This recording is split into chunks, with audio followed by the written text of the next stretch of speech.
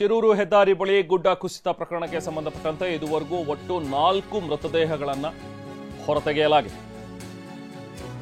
4 ಮೃತದೇಹಗಳು ಈಗ ಪತ್ತೆಯಾಗಿರುವಂಥದ್ದು. ಹೋಟೆಲ್ ಮಾಲೀಕ ಲಕ್ಷ್ಮಣ್ ನಾಯ್ಕ ಅಂತ ಹೇಳಿ, ಆತನ ಪತ್ನಿ ಶಾಂತಿ, ಲಕ್ಷ್ಮಣ್ ಅವರ ಪುತ್ರ ರೋಷನ್ ಮತ್ತು ಟ್ರಕ್ ಚಾಲಕ, ಇವರಿಷ್ಟು ಜನರ ಶವ ಈಗ ಪತ್ತೆಯಾಗಿದೆ. ಗೋಕರ್ಣ ಸಮೀಪ 4 ಮೃತದೇಹಗಳು ಕೂಡ ಪತ್ತೆಯಾಗಿವೆ. ನಿನ್ನೆ ಗುಡ್ಡ ಕುಸಿತ ಏನಾಯಿತು, ಬಹುಶಃ ಮಣ್ಣಿನ ಅವಶೇಷಗಳಲ್ಲಿ ಅಡಿಯಲ್ಲಿ ಏನಾದರೂ ಸಿಕ್ಕಾಕೊಂಡಿರ್ಬೋದು ಅನ್ನುವಂಥ ಒಂದು ಶಂಕೆ ಇತ್ತು. ಆದರೆ ಹಾಗಾಗಿಲ್ಲ, ಇವರು ಕೊಚ್ಕೊಂಡು ಹೋಗಿದ್ದಾರೆ. ಯಾಕಂದರೆ ಗೋಕರ್ಣದ ಸಮೀಪ 4 ಜನರ ಮೃತದೇಹ ಈಗ ಪತ್ತೆಯಾಗಿರುವಂಥದ್ದು.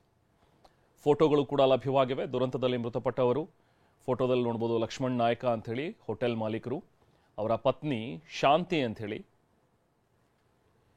ಜೊತೆಗೆ ಅವರ ಪುತ್ರಿ ಅವಂತಿಕಾ ಅಂಥೇಳಿ, ಲಕ್ಷ್ಮಣ್ ನಾಯ್ಕ ಅವರ ಪುತ್ರಿ, ಇವರೆಲ್ಲರೂ ಕೂಡ ದುರಂತದಲ್ಲಿ ಸಾವನ್ನಪ್ಪಿದ್ದಾರೆ. ಇವರ ಪುತ್ರ ರೋಷನ್, ಚಿಕ್ಕ ಮಕ್ಕಳು ಇಬ್ಬರು ಕೂಡ, ಒಂದೇ ಕುಟುಂಬದ 4 ಜನ ಸಾವನ್ನಪ್ಪಿದ್ದಾರೆ.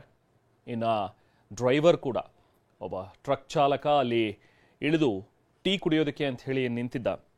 ಸ್ವಲ್ಪ ಹೊತ್ತು ದಾರಿಯಲ್ಲಿ ರೆಸ್ಟ್ ತಗೊಳ್ಳೋಣ ಅಂಥೇಳಿ ಟ್ರಕ್ಕನ್ನು ಅಲ್ಲೇ ನಿಲ್ಲಿಸಿ ಆತ ಕೆಳಗಿಳಿದಿದ್ದ ಟೀ ಕುಡಿಯೋಣ ಅಂಥೇಳಿ. ಆ ಸಂದರ್ಭದಲ್ಲಿ ಗುಡ್ಡ ಕುಸಿತ ಆಗಿರುವಂಥದ್ದು. ಇವರೆಲ್ಲರೂ ಕೂಡ ಕೊಚ್ಕೊಂಡು ಹೋಗಿದ್ದಾರೆ.